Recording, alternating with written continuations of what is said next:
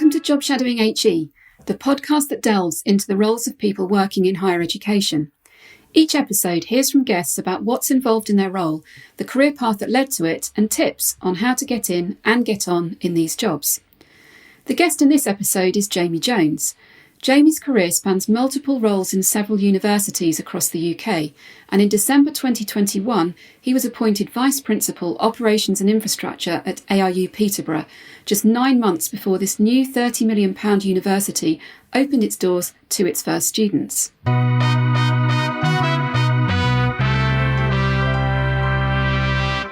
So, Jamie, welcome. Thanks so much for being a guest on the podcast today. ARU Peterborough is a new university and described as purpose-built from the ground up for Peterborough and the wider region. I mean, it sounds like an amazing opportunity to start an institution from scratch. Can you tell us a bit more about the university? Yeah, sure. And thank you for having me on the podcast, Susanna. It's a real privilege. So ARU Peterborough, really, that's a great description there, which is good to hear. And we're really here as the new university in the region to address one of the biggest HE cold spots in the whole of the UK. I'm really looking to give those opportunities to people within the city, but certainly within the wider Fenland areas and the wider region as well, to work with us and do degree apprenticeship courses and postgraduate courses really focused on employability. There's a real aim to raise both aspiration for people in the area to come into HE, but also that employability at the end. So it's a real start to finish process with us thinking about what jobs can be there at the end at graduate level, and also really what employers we can help attract into the city. And it's quite a unique partnership between ARU as the academic lead, Peterborough City Council, and Cambridgeshire and Peterborough Combined Authority, really coming together. I'm a Peterborough boy, so the talk of a university in the city has been going on for at least 40 years. And this is the culmination of that once everyone gets together. And it's amazing, really, how quickly it has come together once everyone has that common sense approach and common goal. And we're now in our second academic year, and things are going really well. And so you say you're a Peterborough boy and you work in higher education. So, I mean, my next question was going to be what attracted you to this vice principal job? Maybe it was those things, but tell us a bit more. Without sounding too Disney, this is a real homecoming for me. So yeah, absolutely. HE, I've worked in HE kind of all my working life, really, 25 odd years. So the ability, the opportunity to come home, but also what an unbelievable opportunity to be part of the senior team that starts a new university. This is stuff that, within our careers only comes along kind of once in a generation. To be here right at the beginning, when I joined almost 2 years ago to the day, where I'm sitting now in University House, which is our first building, was a building site, and to be able to come on and have that vision of what the lecture hall was going to be and what the science labs were going to be, to now see them be full of students was a huge draw. Yeah. And you mentioned you're on the university senior leadership team. Tell us a bit more about your areas of responsibility in your vice principal role. Yeah, so as the VP for Operations and Infrastructure, I always say I'm kind of responsible for everything that happens outside of the classroom, really. So the academic side is dealt with by Dr. Lucy Jones, our other vice principal. So really everything involved with the building, which is live, as we're in the process of building 2 more buildings to become part of the ARU Peterborough campus. Working with all of our professional services, because we're effectively on a shared service model, which again is fairly unique. So we effectively buy in our services from admissions through to student and library services, facilities, from ARU. And so I matrix manage those and make sure that those brilliant teams keep us to the standards that we require. So a really mixed bag. Because we're still, we've purposely kept the management structure quite flat. Right. I love my job. I genuinely do.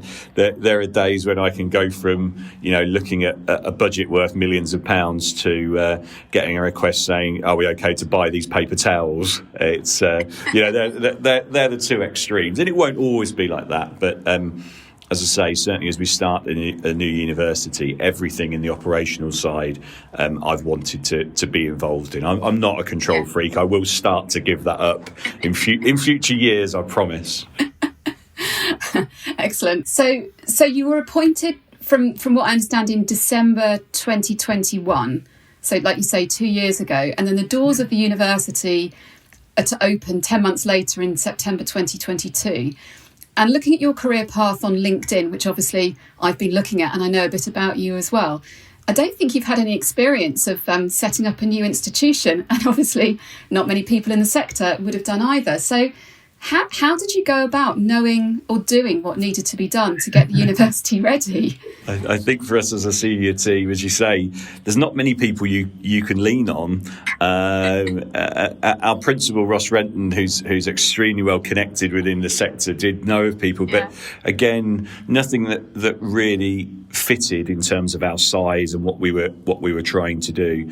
So it was a really sharp learning curve. With great support from the wider ARU, but really looking to get involved. And as a senior team, we really got involved in every single decision that needed to be made. From the big things, some changes of design that Ross was really keen on to make the building really accessible to the public, so that the public can feel that it's their university, not just ours, not just the students.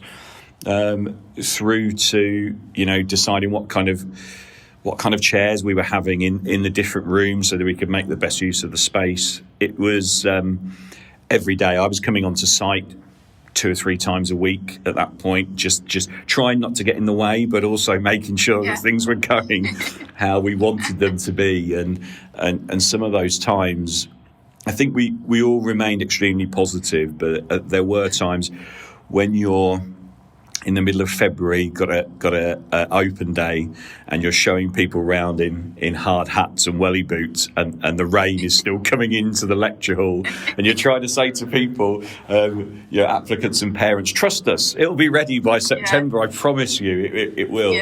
And that's why it was such a great day. We had a soft launch event for everyone that had applied to the university in August, many of whom had been round with hard hats.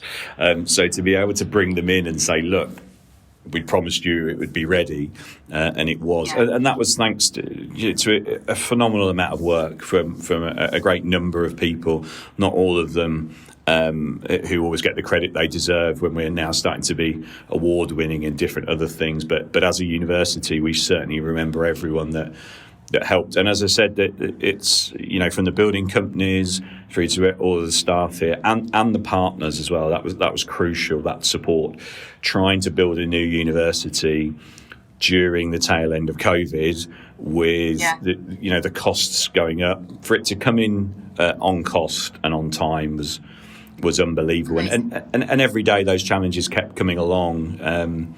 It was a brilliant learning curve. I think we all learnt so much. And now, as we look to build the campus, as I say, we've got 2 more buildings in development that will both be online by September 24. We've all learnt a lot that we can take into those next builds. I mean, you talk about the university with incredible pride. I mean, both in relation to that opening moment, which must have been pretty incredible. And following you on LinkedIn as I do, looking at posts that you put up about the university, pride is always, I think, the overwhelming feeling I get from you about how you feel about ARU Peterborough. Was pride the only feeling that you had? Well, it's a big feeling, but it wasn't the only feeling that you had when you were setting up, or were there other feelings going on at that time during that setting up period? Absolutely, a huge sense of pride, and I like to throw myself into the institutions that I've worked for, and I think working within the university sector, whether that be at City, whether that be at 11 years at LSBU, those institutions meant a lot to me. Absolutely, so pride was a big one. I think there's always that that constant. It's a bit like Field of Dreams. If we build it, will they come? There was always that nagging. And you can look at your application numbers, which I still do now on a daily basis. That's part of my job. But that sense of would everyone embrace a new university? What a new thing to be, right in the heart of the city centre.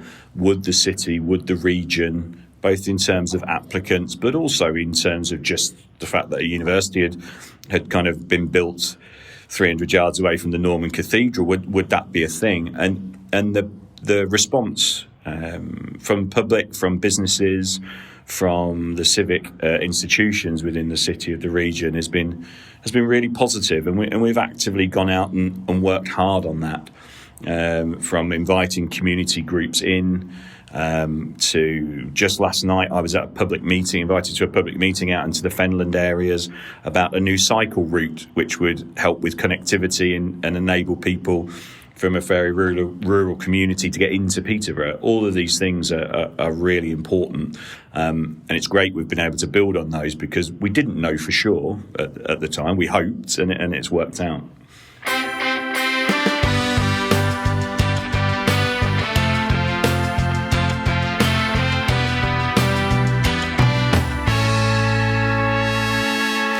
So take us back to the beginning. How did your higher education experience start?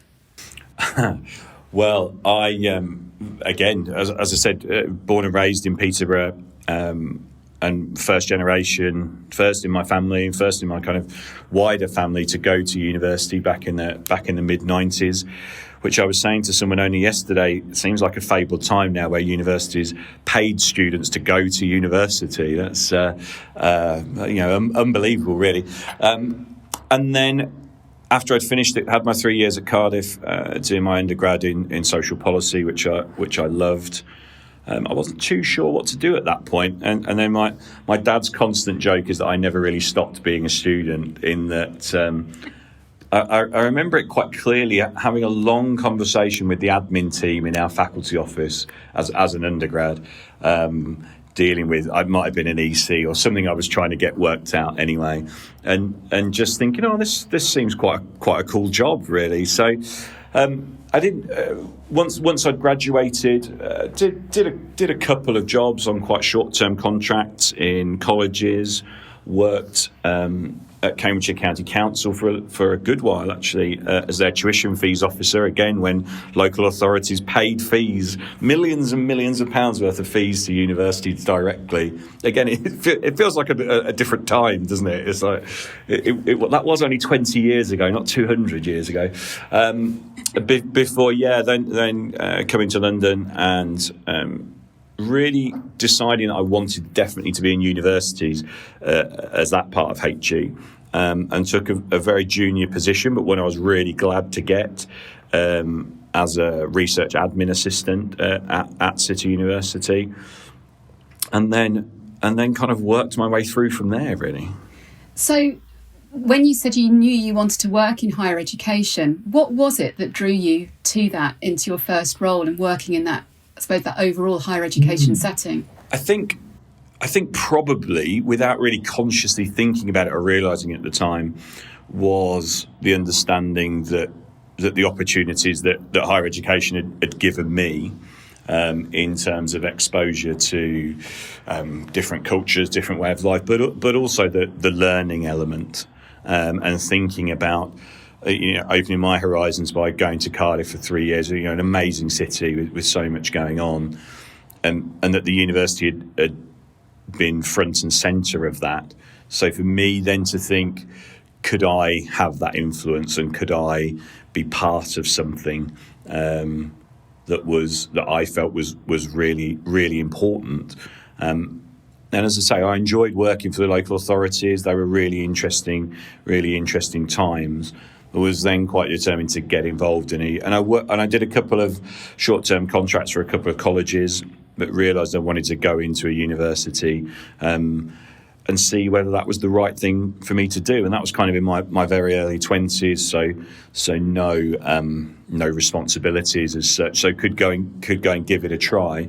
And kind of 26 years later, here I am. So you got that first job at City University that you mentioned. Take us through what happened next in terms of other roles that you had there and then through to your next institution. Again, I feel very lucky to have landed at City. Great people, but also the opportunities were there. And I carry a lot of that now being in a senior role where I talk to staff and I think about how it will work here, about those opportunities. So really, as I said, I went in as a research administrator, working with a group of researchers, doing their fairly basic admin. They were all great people. But what City had a real culture of at the time was looking to help internal people that were ambitious to move on to the next stage. And it was something, again, my going back to my dad was very nervous about that, coming from a traditional background of you got a job, that was your permanent job. He's changed job a few times in 40 odd years, but you had a permanent job. Whereas I think within 8 months at City, I jumped onto a 3-month secondment, and then onto a 6-month maternity cover. So Dad was just like, "What are you doing? You can't." But it was brilliant again, and I was young enough and had that opportunity. So to go through that many jobs within my kind of 8 years at City and experience those different things and constantly be moving up. But to have those opportunities within City was crucial. I always say to people, you know, and I think it's very widely thought in the sector, that the biggest and most difficult move into management is that first one, getting someone, persuading an institution that you could be that person that could manage one other person. And my first management job was only managing 2 people, but being that first time, or being that first time that you're given that job that's a really professional position where you've got some real, you might not line manage anyone, but you've got that, you know, what we used to call a kind of grade 6 role, that one of responsibility within an institution. And I was very lucky within City that those opportunities kept coming, right through to the point that I left, really. And then I left to move to London South Bank University, another brilliant institution that had got widening participation right at its very heart, which was something that really appealed to me and always has done there in SE1. And I went in there as student experience and quality assurance manager within one of the faculties. And that was a really interesting job. And again, I've really always looked to take opportunities when they come along, and I've had great support from my family and loved ones to do that. But really took opportunities. So when we had a fairly major restructure in the summer of 2015, which I had the dubious honour of both leading on the restructure whilst my own job was part of that restructure, and then moved through into the student services side. So became head of student administration first of all, and then deputy director of student services, and then finished at LSBU as director of student operations, which involved all of student admin, a lot of our front-facing customer service, responsible for the registry without having the academic registrar title, as well as fairly chunky processes such as enrolment and registration. So a real mixed bag. But that was, I think that's the thing that's kept me in HE. There's always been things that were added to my job or moved around. Nothing ever stayed the same. I mean, one of the bits of the role that I always enjoyed at LSBU was being the university disciplinary officer. Didn't really fit within my role by the time I'd left, and I'd spoke to different senior managers about that, who'd said, "Look, we could take that off you and give that to somebody else." And I was like, "No, that's the bit I want. Can you take something else?" But yeah, always to have that really kind of varied job role, and for it to be constantly evolving, I think has been crucial to why I've always wanted to stay in the sector. One of the things that strikes me about conversations I've had with colleagues before about, you know, career paths and professional development and people wanting to find that next step is they often talk about, I want to be strategic. I want to move into a strategic place.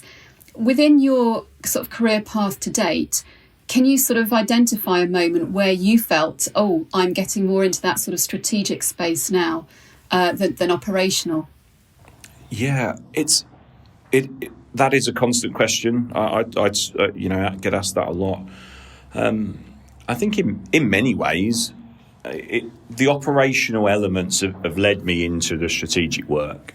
I think the big change for me in terms of strategy is going back to that difficult summer of 2015 where we needed to restructure the faculty administration services to bring them together as a central service. And that really showed to me that I, with others, wrote that strategy of how it was going to work, that it wasn't just a staff restructure, it was a whole remodelling. And again, with hindsight, I can see what an amazing opportunity that was. It was a really tough summer, and I certainly didn't feel it at the time.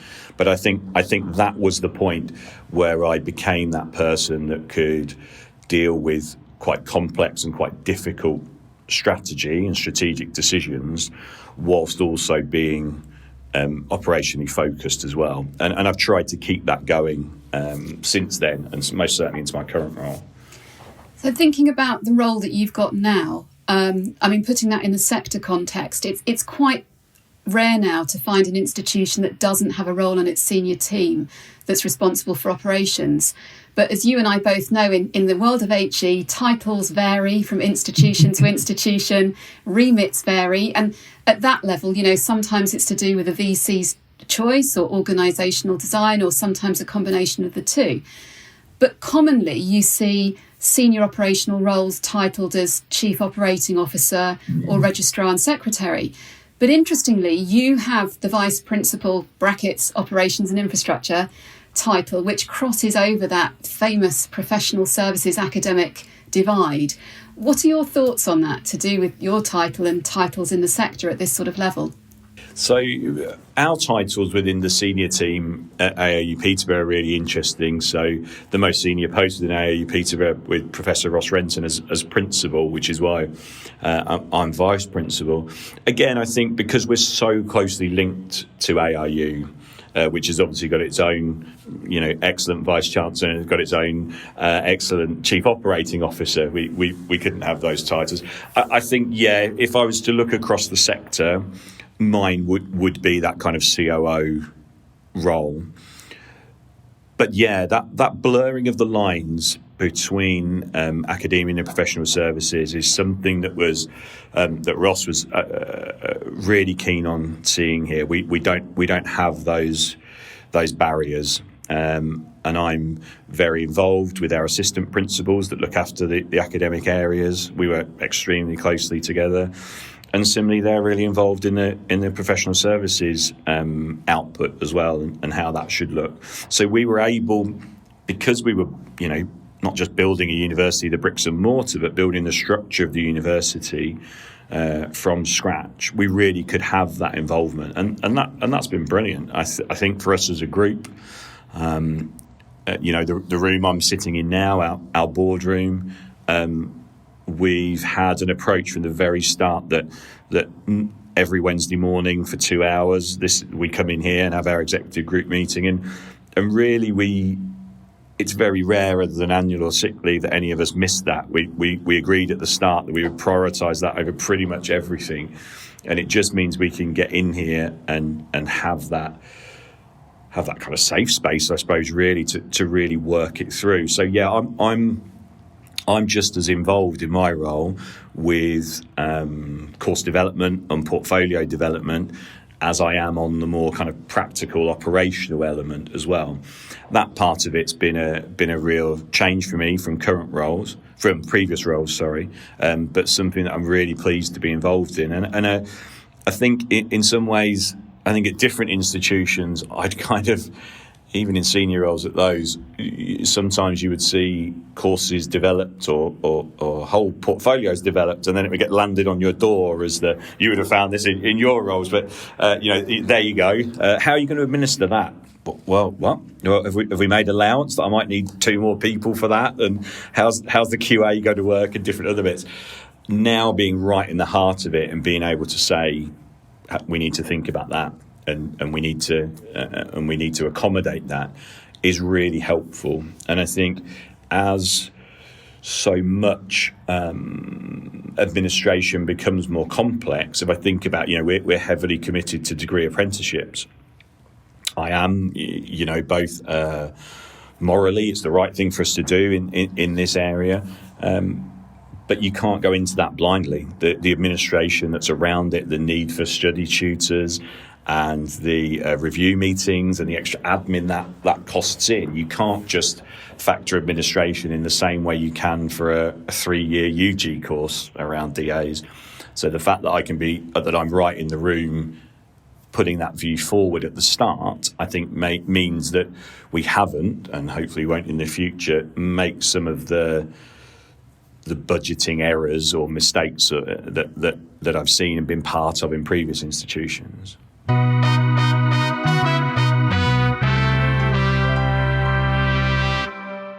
So you've been in operating mode since September 2022, and I'm sure that no one week is the same, because it generally isn't for anyone working in higher education. But can you tell us maybe some typical activities that you would do during a week? Who are you working with? What are you doing? So Monday morning is always, being from the Fens, we tend to get up early. I'm an early starter, so I like to be here by 7:30 on a Monday morning. And that first couple of hours on a Monday is always, it sounds a bit lame, walking around the building. It's a bit more than that, but really talking to everyone that's here. From our cafe manager to our facilities people, reception, security, and having that kind of Monday morning check-in just to see if anything's happened over the weekend, but also to make sure we all know what's going on that week. We might have different events, we might have new students coming in, we might have students graduating. As you say, no 2 weeks are the same, but really getting that sense of how the university is, how the people are, because the people are way more important than the building. And making sure they're all fine, dealing with any issues. Then I think, like everyone else, there's quite a lot of meetings involved, both that are, because we're in that unique position of needing to have ARU Peterborough meetings where we're deciding things ourselves, but also we want to be a significant part of the wider ARU, the whole university, so on different groups and different elements. Still now, given that we're only almost halfway through our second academic year, there's things every day that I need to think about. Just this morning before I came on this call, I've written 2 draft policies around ARUP specific things that will go to our executive group next week, and we'll start to decide on. Because things come up, we try and be proactive and think about what we need to do. Most weeks there are different external elements that I need to be involved in, whether that's external meetings with partners or with community groups or others that we're looking to bring in. Yesterday, for example, we hosted a teachers conference here that brought together a lot of heads of SICs and careers advisors from the local schools, wanted to be in there talking to them. So a lot of monitoring of data, whether that be applications or making sure that the data on our heating and lighting is correct, those kind of things. It is so varied, as well as I'm the first point of call for any kind of incidents, whether they be good or bad, if they involve students or staff, or because we are so open-fronted, it's brilliant to see members of the public come in. They might have questions they want to ask, or can they have a tour around, or how can they work with the university? And those kind of things fall to me as well. So, there's a lot going on, clearly, and demanding, but exciting at the same time. And I guess at times it could also be quite all-consuming. What approach do you take to work-life balance?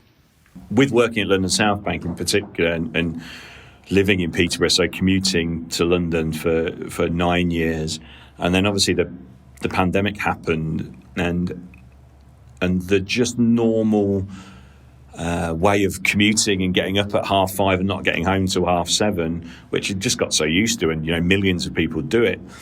I think through the pandemic, obviously we couldn't do that, and then after the pandemic, it was just a kind of thought of, this is not great, is it? And start to realise how much I've missed with my kids as well, whether that be parents' evening or school football matches or whatever it was, and that really made me start to think. Now, I would have stayed at LSBU. I was very institutionalised, a university that's very close to my heart. If this opportunity hadn't come along. But coming back here, has changed everything. Despite me, as I say, I like being work for kind of 7:30, 7:45 of the morning. I've gone from a 4-hour round train journey to an 8-minute cycle from my house in the south of Peterborough to our campus. So it does change everything. It's enabled me to do a lot of those things that I'd missed out on before: parents' evening, school football matches, all those types of things. But it's given me a bit more time to think about other elements of my life that I wanted to do, that I'd put off. Football is a huge part of my life. Peterborough United, our local team, are a huge part of my life. So it enabled me to do things like I'm now the chair of trustees for the Peterborough United Foundation, which is the charitable arm of the football club, and every football club has those. Extremely proud to be part of that, and giving my time and energies to work with a great bunch of people to again, it fits with the university's ethos to do good in the city, and I'm very happy. If people think of me as a do-gooder, I'd be very proud to wear that badge, because this city means the world to me. So if the institutions I work, not me as an individual, the institutions I work for and with can have that positive impact, then brilliant. Yeah.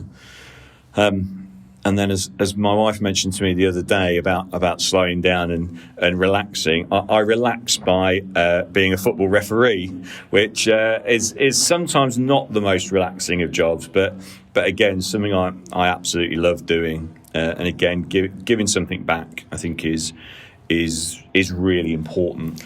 So there's colleagues in the sector who'll definitely have an eye on your role, or a role like yours, and I'm sure much of what you've talked about so far today will give some good insight into how you got there career-wise and what's involved in the job. But how would you sum up your advice to someone who's focused on or aspiring to stepping into your type of role into the future? I think there are a number of routes to it. I think mine, I've talked a little bit in this conversation about taking opportunities when they come along. But that's not just about roles. Often taking opportunities with roles can be the most difficult bit. I've taken on responsibilities, some of which I didn't really want to do, but I was trying to think of what the next thing might lead to with that, and really throwing myself into that. I'm not a great one. I recognised quite early on that I'm a really experiential learner rather than courses. There are certain courses you have to go on, of course. But my skill set and how I would learn best was experiential. So whether that was getting involved in student discipline, or, I got to the point where I was chairing and could do now if needed to, chair staff disputes, grievances. That was the experiential way that I wanted to build up, rather than my list of qualifications. Isn't very impressive at all.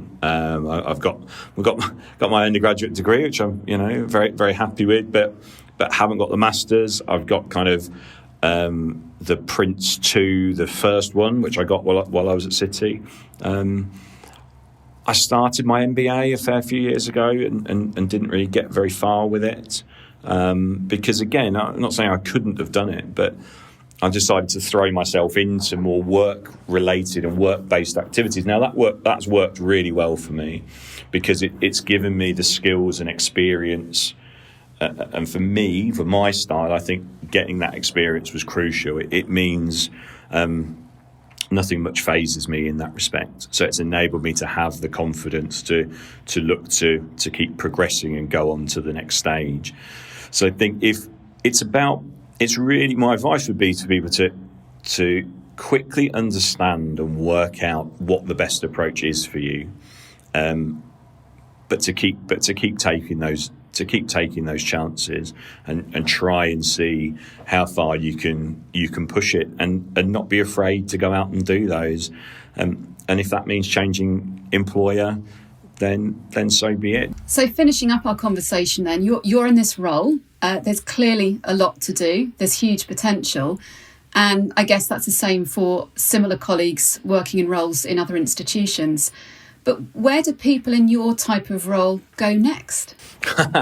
That's a really good question. I've just had my appraisal, so that is a timely question. I don't know, to be honest, because it is a fairly unique post in terms of its title. I think for me personally, I'm really keen to see how this role develops over the next kind of 5 to 10 years, where AAU Peterborough will be at that point. The plan is for us to go for a form of independence from ARU within that time scale and become the University of Peterborough. And so where this role will grow to, or what happens, I've certainly, although this really is my dream job and my dream position, that doesn't mean I've lost my sense of ambition, really, in how this role can develop, and it might, they might change title in years to come. Who knows with the way the sector works, but really just to see. That development, both within the role and within the university, to see where that might take me in future years. Jamie, it's been great talking to you. Thank you so much for your time in letting me shadow you. Thank you very much, Suzanne.